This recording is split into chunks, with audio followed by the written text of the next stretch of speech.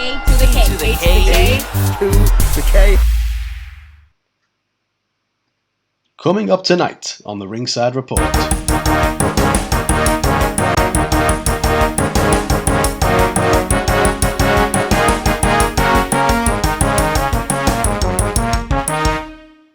Triple H announces his return to NXT.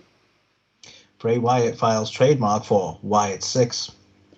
Kane faces backlash after declaring victory over the abortion ruling. Jeff Hardy has entered alcohol treatment. The AEW Fight Forever video game could be released this year. Alan Angel's contract may be up soon. Raven returning to Impact. We have an update on Sasha and Naomi. And we have some further information about the Vince McMahon accusations that are currently ongoing. And Anthony, when's all that coming up? I mean, given the last headline was Vince McMahon, I'm almost loath to say this, but it's all coming up right flipping now. Yes, just right now. Yeah.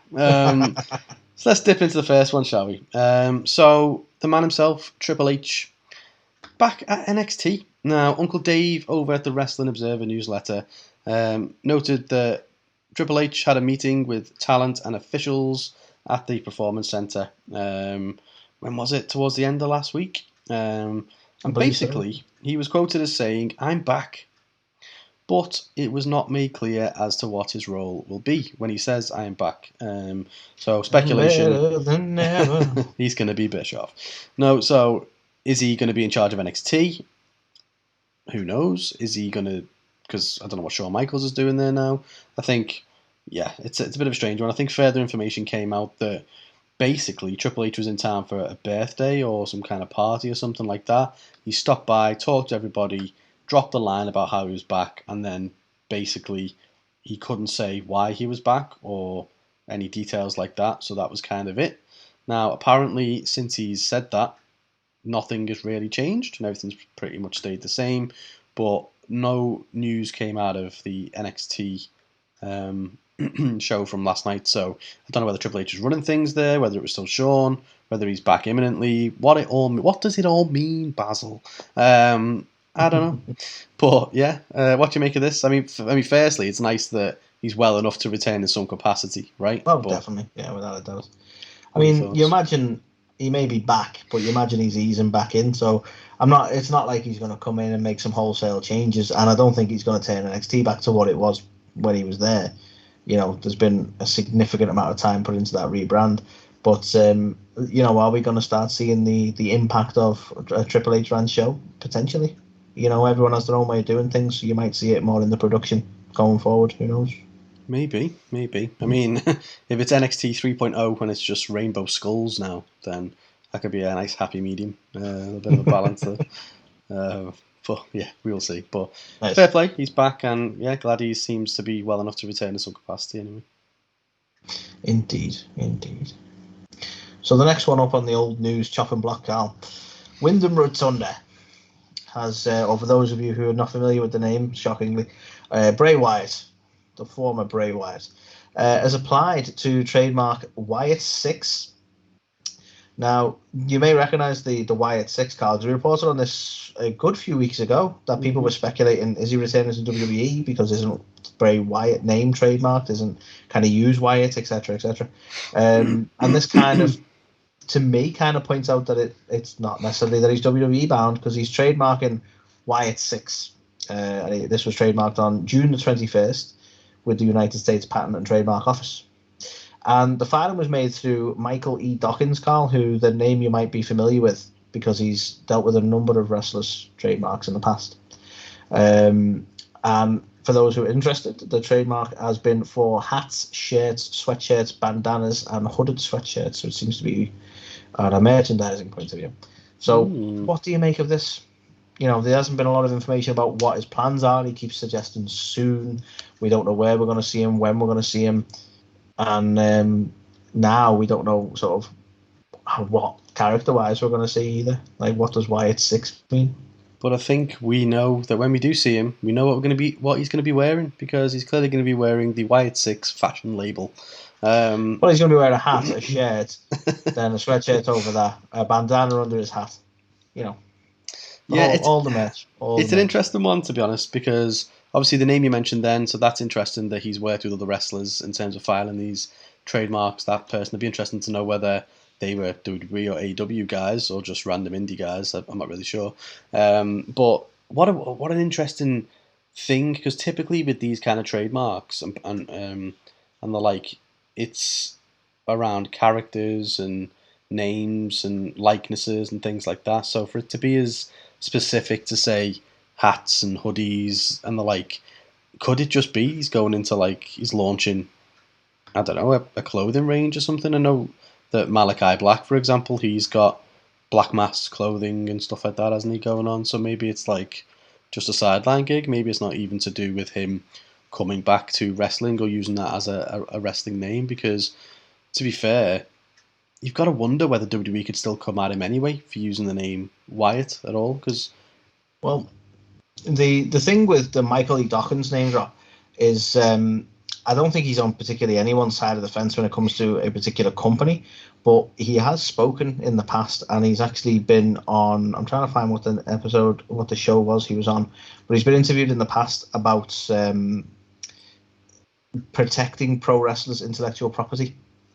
And in the interview, he has actually even spoke about WWE in the past using fake Diesel and fake Razor Ramon and so on like that, and whether or not he would have used those characters. So it's interesting. It doesn't seem to be that he's particularly anyone's sort of guy, but he is, affectionately in articles that I'm seeing, he's affectionately known as the gimmick attorney. And a lot of wrestlers have used him in terms of protecting their intellectual property. So you've got to imagine if there was a conflict with WWE, and there was a way around it, this guy would be aware of it. So I don't know. I don't know if WWE can even come at him for Wyatt 6. No, I think you've got to absolutely exclude WWE from the race then, because it sounds like this guy is the bread and butter. What he does is to get people their likeness back from WWE, who would choose to keep it and put it on the shelf. So this is where I'm careful to say I don't think he's particularly anti-WWE. I think if a WWE guy come to him and wanted to file a trademark, he probably would help them. But that's not to say that he's against them per se, but he certainly is about protecting the wrestler and their trademark individually. So that's it. Yeah. Like you say, it almost suggests in itself against what WWE like to do. I mean, the whole thing with Wyndham is fascinating. Obviously, we met him.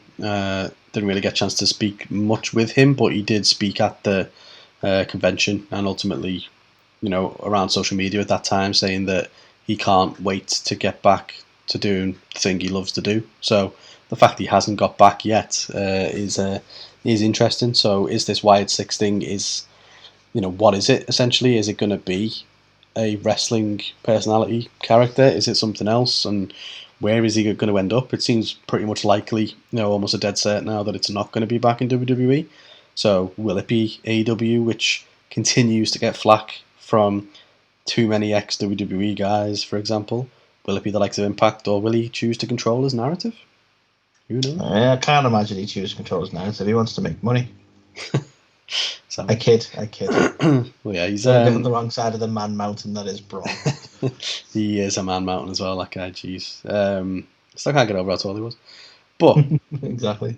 Yeah, interesting one all round, and I just want to see the guy back in some capacity. I think he's such a talented dude, and yeah, the wrestling business would be better off if he was in it, I think so. So the next one to talk about, a bit of a controversial one.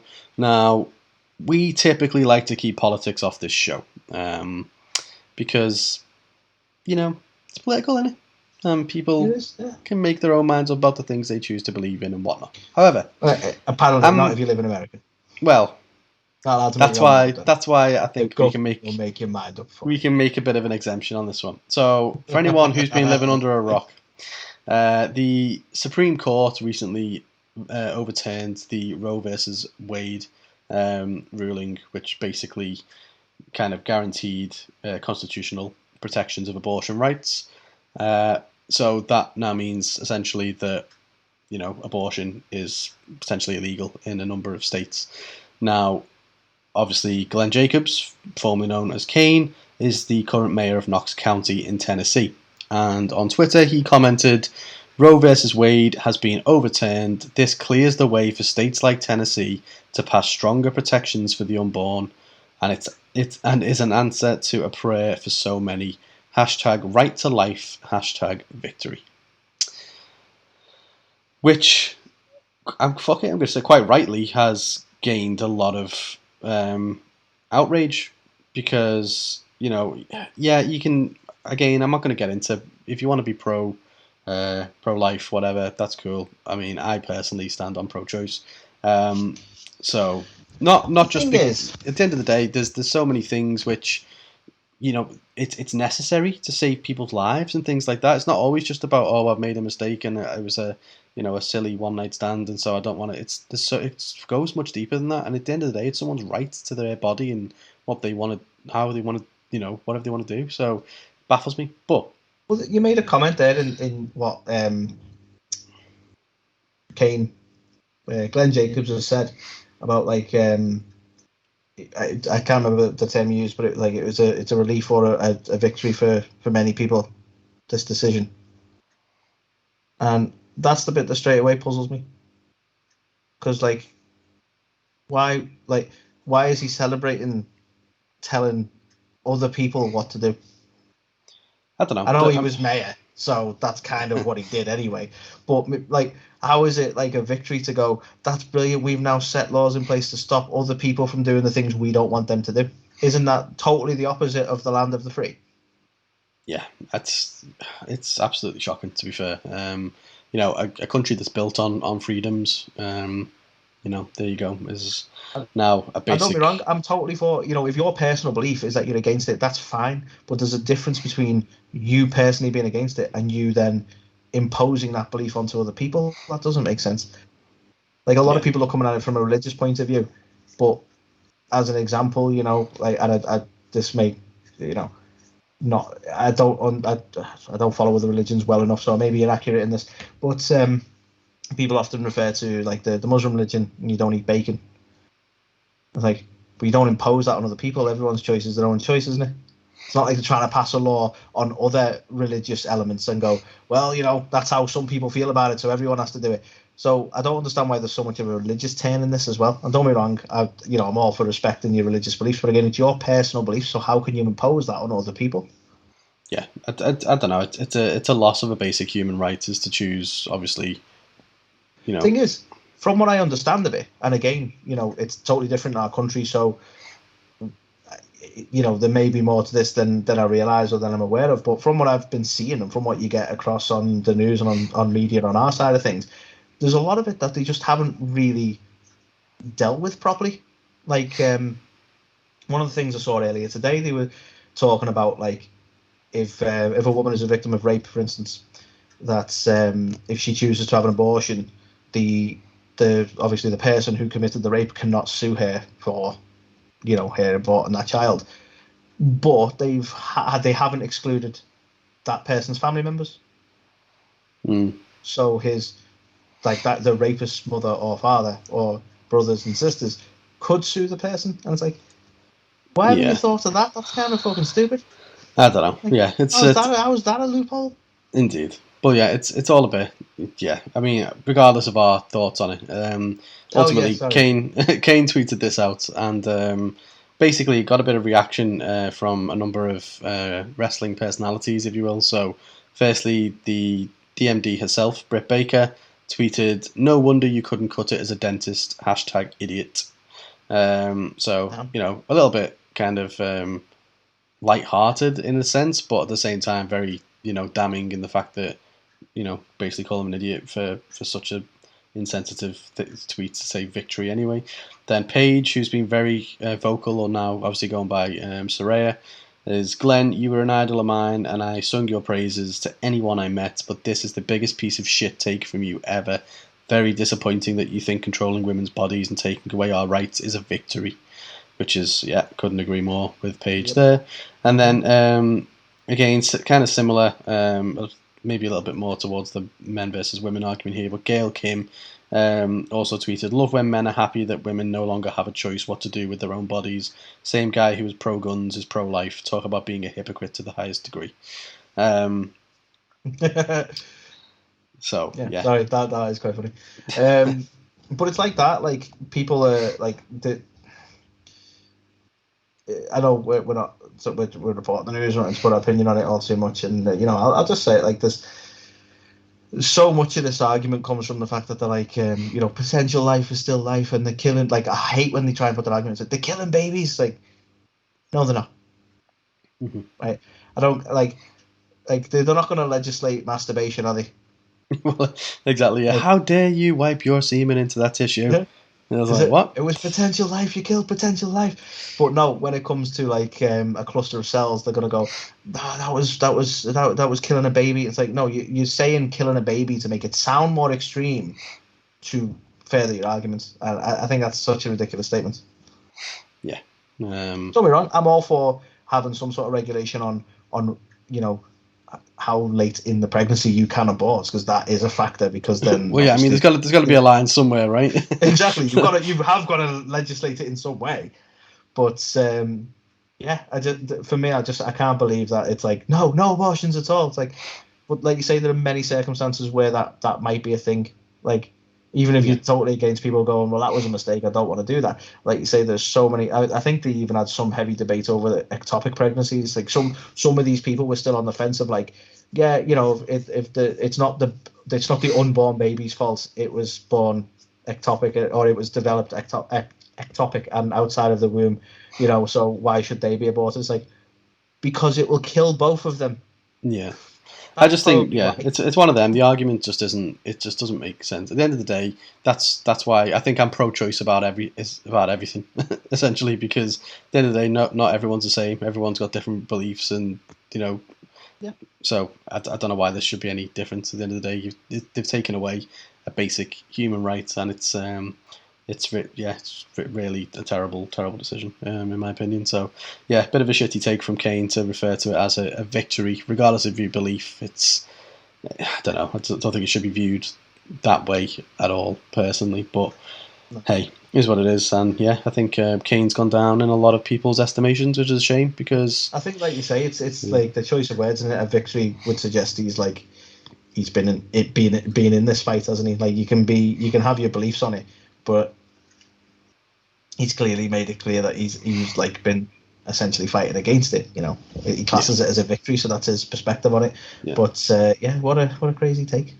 Indeed, especially when it seems to be a very recent stance for him as well, because I think someone unearthed a tweet from a while ago, basically, because obviously I think he says he's a libertarian, so essentially, I don't really know, but he basically tweeted something a while ago saying like you shouldn't have your rights around what you do with your body being dictated to you by government. So he's done a complete fucking 180 somewhere along the line. So whatever. It's, probably because this isn't what he was talking about, even though it's still the government intervening in the rights of what you can do with your body. This isn't what I meant. That's probably what it's happened. Anyway, enough about all this, but yeah, it was too noteworthy not to talk about, and I think obviously some more than others tried not to get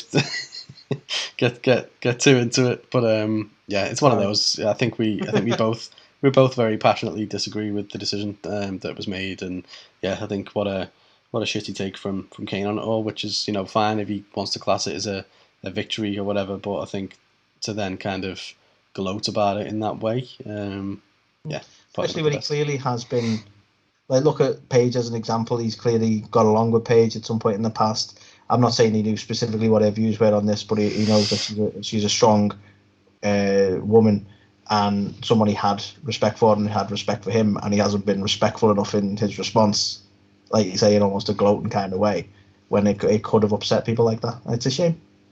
Yeah. Anyway, bye politics. Let's move to the next one. Okay. So, Jeff Hardy. That's a good one to jump over to, isn't it? So this is just a quick update on the Jeff Hardy situation, Carl. So quite recently, Tony Khan hosted a media call to promote Sunday's Forbidden Door pay-per-view. I know you probably didn't know about it, Carl, because we weren't invited. But, sorry, salty. But essentially, during the media call, he was asked about Jeff Hardy's current status. and he actually come back and he said Jeff Hardy's doing much better. He confirmed that he's entered into treatment for his drinking problem, and he actually did elaborate in saying that Jeff Hardy's situation is much different from Jon Moxley's. Obviously, it's been compared because he also went to rehab for his alcohol issues, but to be fair to Tony, he actually basically said that he didn't really like the comparison between the two because they're very different situations, and he said he still stands by Jeff and he'll still support him and he wants to help anyone who needs the help, but this is despite his poor decision making, because obviously Moxley didn't sort of put anyone in harm's way with what he did. Yeah. So I understand where Tony's coming from that, and it's not him like lambasting Jeff, but I do kind of agree with his point that they were different situations. You know, John sought to get help at the right time, and Jeff's needed to get help when it's become a real problem. And that's not to say he doesn't deserve help, but they are very different situations. So I do agree with that. Yeah, absolutely. And I think, to be fair, he should be lambasted for it at the end of the day. Like, I'm really happy he's in alcohol treatment, and hopefully this time it, is the one that sticks, and hopefully he stays clean and he can sort himself out. But he's decided on 3 or 4 occasions now to get behind the wheel that he's being caught. Yeah, exactly. You know what I mean? So how many further times? And all it takes is one mistake and you could kill somebody. So it is vastly different. So yeah, but at the same time, he should be celebrating the fact that he's in alcohol treatment and he's trying again. So all you can do is give him support and hope this time it sticks, really. Indeed. And then just one last bit that I think is probably of note in terms of AEW's sort of stance on these sort of things. Another point that Tony Khan did make was that he said regardless of the person's place on the card, if a wrestler needs time off, they'll get it. And the company has policies in place, including testing. And he also noted that the majority of AEW roster drinks responsibly. Yeah. So I think those points are just worth noting, because there's not a lot of information on AEW's policies in that sort of sense. But there you go. Yeah. No, interesting update. And yeah, hopefully, definitely wish him well. Indeed. So the next one to talk about is the AEW video game Fight Forever. Kenny Omega has recently given us a little bit of an update, saying it's really cool to see some of the stuff that we were worried might get left on the cutting room floor is now getting implemented. So it was a challenge to attempt to make a brand new wrestling game from the ground up during the COVID era. It was very challenging, and it got to the point where it seemed bleak, like maybe we would never release this thing, but we kind of got past that. We can hopefully, we'll be on schedule to make sure that we can get this game out by this year, hopefully, fingers crossed. So, wow, yeah, that's a pretty encouraging timeline. But it was also reported, I'm not sure if it's from the same interview, I know it was reported on separately, that Kenny also revealed that Cody Rhodes is going to remain in the game. And it was a decision that Kenny fought for because he wanted to honour, obviously, the legacy that Cody had left behind in AEW and all the things that he'd done while he was there in the company. So, interesting. We can still play as Cody Rhodes. Will they have the Cody Vader? All these questions still remain to be seen. But I'm quite excited for this one. I mean, I no longer own a console to play it other than a Nintendo Switch for my son. So this could be the one that encourages me to go branch out for the PS5, maybe. We'll see. So, thanks, Kenny. Yeah, thanks for money. Thanks for making me spend my money, Kenny.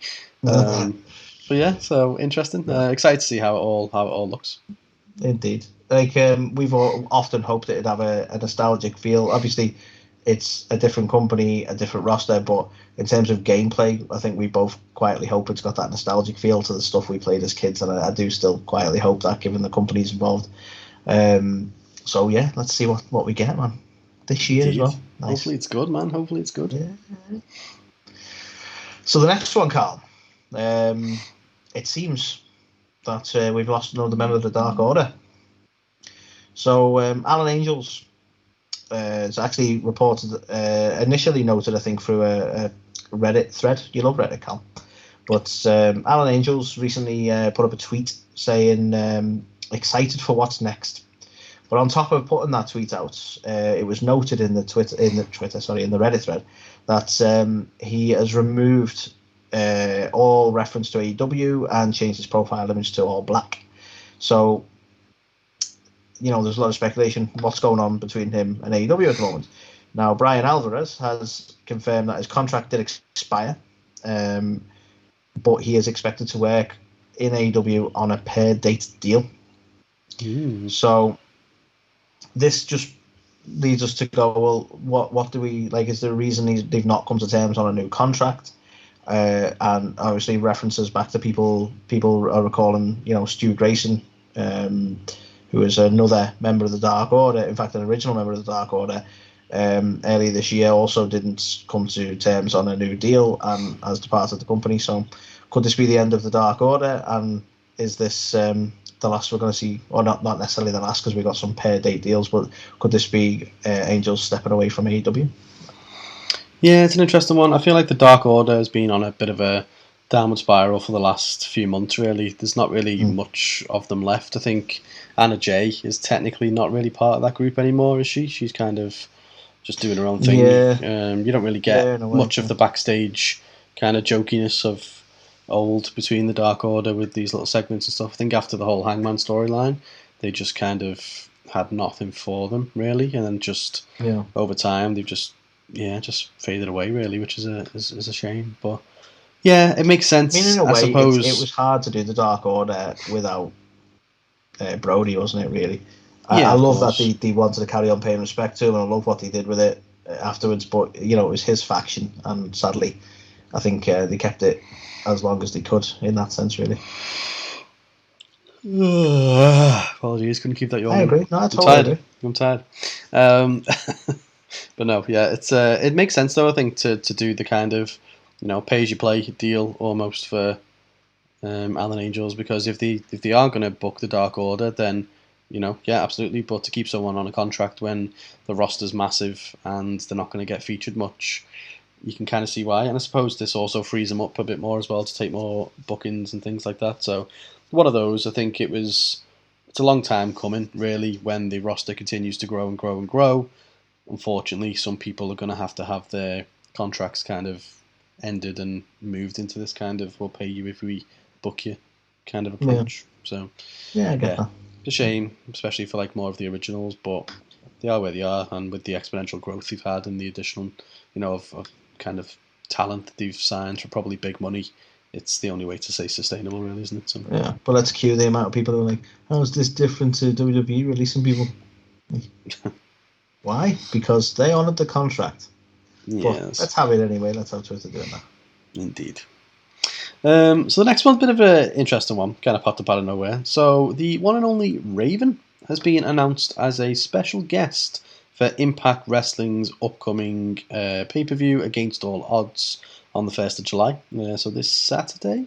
This is Raven's kind of first proper showing for Impact since like 2010. So a long hiatus away from the company. And essentially they're bringing him in to oversee the Clockwork Orange House of Fun match between Sami Callihan and Moose. It's definitely an interesting one.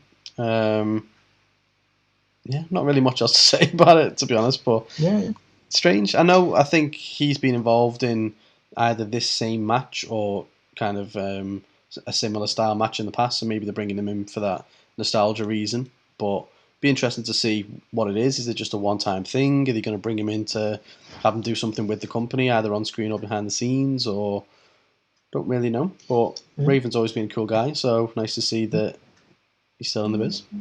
Indeed. It's always good. Like you say, every other company likes to use nostalgia, so why not Impact every once in a while? And Raging, love it.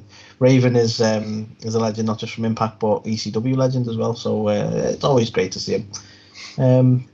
So I wonder if this will be a continuing appearance thing. Let's see. Indeed. So you're not being on TV lately. Who's that? It's a poor segue, that, isn't it? But this is pretty good, actually. Now, just a quick update on the Sasha Banks and Naomi situation, and this is mainly because we've reported recently that they have certainly Sasha Banks had potentially been released. So this is an update in the sense of basically it looks like they are both still officially with the company. So we have reports from Dave Meltzer that was actually last week in which he stated that Banks and her lawyers are working on getting her released. But obviously, I didn't confirm that she had been released. But then we also had reports from other wrestling news outlets saying that she had been released. And then quite recently, we've had PW Insider stating that both Banks and Naomi are still listed on the internal WWE roster, and there's been no change made to their status since they walked out several weeks ago. So it just looks like whether or not they want their release is still to be seen, but it looks like they are still very much part of the company, still very much suspended, and if anyone's hoping that they are going to be seen in another wrestling company, it doesn't look like it's going to be anytime soon, because they seem to be kept in this state of limbo, essentially.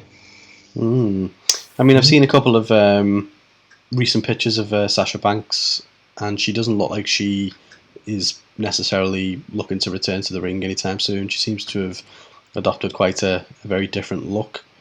So, yeah, maybe she doesn't have any imminent plans. It sounds like if her lawyers are actively working with WWE to try and get her released, then maybe she is either just done with wrestling completely, or at least definitely done with WWE, where Naomi is the interesting one, because obviously her husband still works there. There was, talk at one time about potentially putting her with the Bloodline faction or doing something kind of around that. So, but at the same time, the pressures of, well, if Sasha walks and Naomi doesn't, and also what's the punishment going to be? WWE is still very much someone's going to get punished. It's like the whole thing with the Click at the end of the day, where Triple H ended up in limbo for a year, didn't he? So maybe something similar will happen with Naomi. If she comes back, she's going to be jobbing out for the next year. But yeah, seems like Sasha definitely wants out if she's not gone already. So I think she got a taste for the acting world now, personally.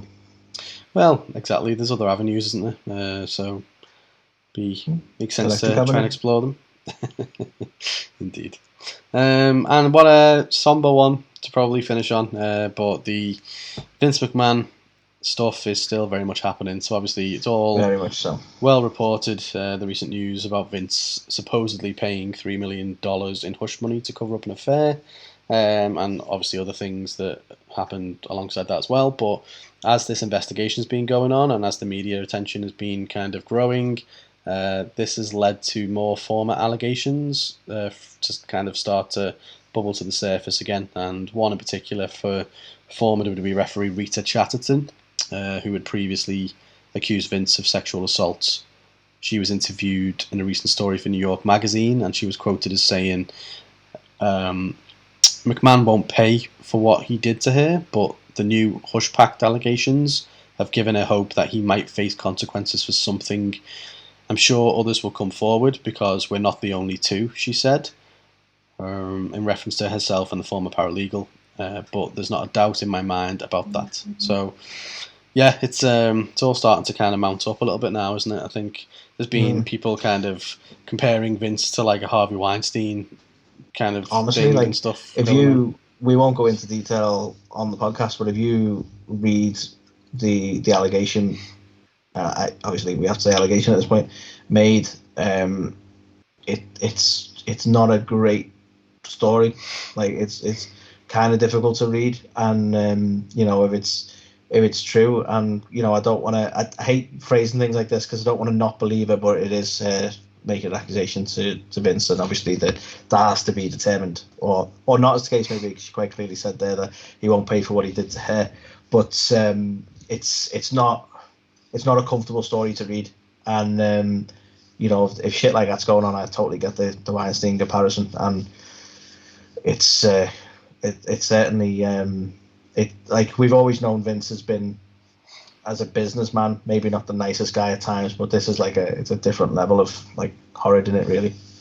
Yeah, I think we've always known, especially like the whole backstage environment in the early 80s to kind of late 80s was very much a interesting time back there with a lot of stuff going on. Obviously, we've had things like the steroid trials. We've had a lot of insight about drug use and kind of all sorts of crazy stuff going on. And I think I think a lot of this stuff coming to light more and more as the kind of years roll on. And yeah, it seems like Vince McMahon's name is now one of those who's starting to be potentially exposed for his part in some of those antics. So yeah, it's one of those, as you say, you don't want to kind of come across like you're not believing someone for accusations, things like that. But ultimately, it's innocent until proven guilty for everyone, isn't it? At the end of the day, so exactly, yeah. It's one of those. The investigation's ongoing. They're trying to gather as much evidence about this kind of stuff and ultimately prove exactly what has happened. Do you know what though? These instances,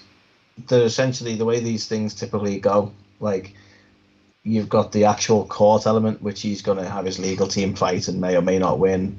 But there's the court of public opinion, as they like to call it, and I think, you know, the more and more, if more people keep coming forward and more stories keep coming out, I think we could very realistically see Vince McMahon being encouraged to step away permanently, because it's just a PR nightmare. Because whether or not he continues to deny those allegations, they're going to weigh pretty heavy, one after the other. Do you know what I mean? The fact he's like completely done the opposite though. He's like literally put himself right out on TV for like 3 weeks now. So quite Vince of him, that really. But it's interesting though when you look at like far less. I mean, not less, because they're all serious. But we've had wrestlers been accused of things that's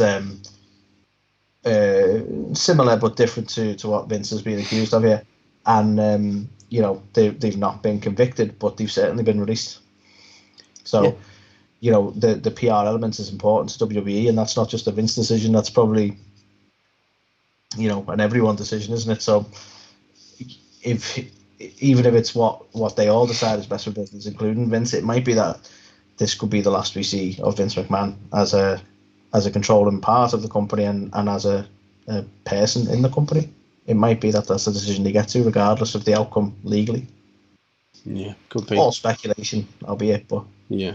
Well, it continues to unravel and unfold, and I'm sure we'll ultimately see how it all transpires as we learn more and more about it all. So, yeah, that kind of draws the Ringside Report to a close this week. So, a lot of somber. We didn't end on a high note. A lot of somber notes throughout, really, which is a shame. But yeah, sometimes that's just the way the news is. So, here's hoping for lots more positive stories next week. But yeah, another interesting one. So, if you haven't already, check out This Week in Wrestling, where we've talked about WWE, AEW, and we've also going to be talking about Forbidden Door, the results, and we are going to be talking about our predictions for Money in the Bank as well. So until then, here is the one and only, the lovely Georgia Smith to say goodbye.